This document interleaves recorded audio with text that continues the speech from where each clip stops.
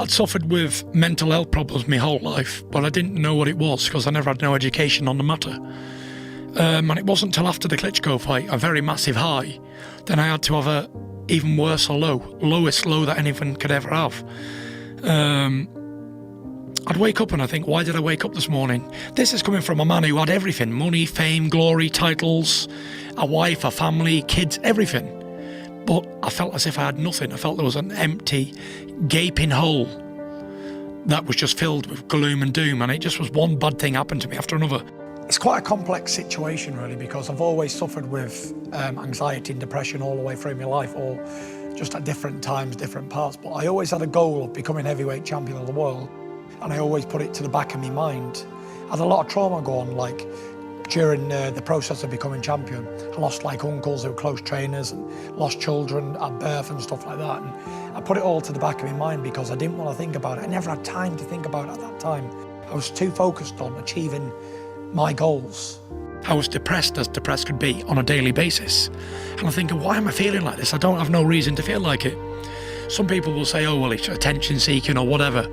But unless you've experienced what I'm saying, it's sort of impossible to understand where I've been or where I've come from. And it just went from bad to worse.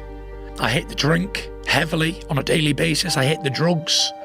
I was out all night partying with women of the night and not coming home. And, you know, I didn't care about boxing. I didn't care about living. I just wanted to die. And I was going to have a good time doing it while I was doing it. You can only really get well again when you admit to yourself that you're ill and admit that you need help and seek medical advice immediately. If I would have went years before, I wouldn't have had to have a breakdown. But I believe that the breakdown has helped me be the man I am today, because I didn't appreciate life before that. Even in the good times, before the breakdown, I still wasn't happy. And now, I appreciate so much more things that are so simple in life. Like I said, I was waking up and I didn't want to be alive. I was making everybody's life a misery. Everybody who was close to me was pushing away. Nobody could talk to me, talk any sense into me at all. And I'd go very, very, very low at times, very low. And I'd start thinking all these crazy thoughts and this, that and the other. And I was in my car, I bought a brand new Ferrari convertible in the summer of 2016.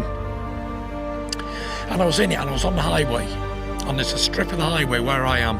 And at the bottom of about a 5-mile strip, there's a massive bridge that crosses the motorway. And I knew that. And I got the car up to 190 miles an hour. I was heading towards that bridge. And I didn't care what no one was thinking. I didn't care about hurting my family, me career, people who friends, anybody. I didn't care. I didn't care about nothing. I just wanted to die so bad.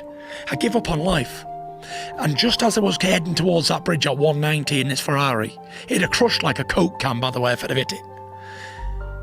I heard a voice say, no, don't do this, Tyson. Think about your kids. Think about your family and your little boys and girls growing up with no father. And everyone's saying your dad was a weak man. He left yous. He took the easy way out because he couldn't do anything about it.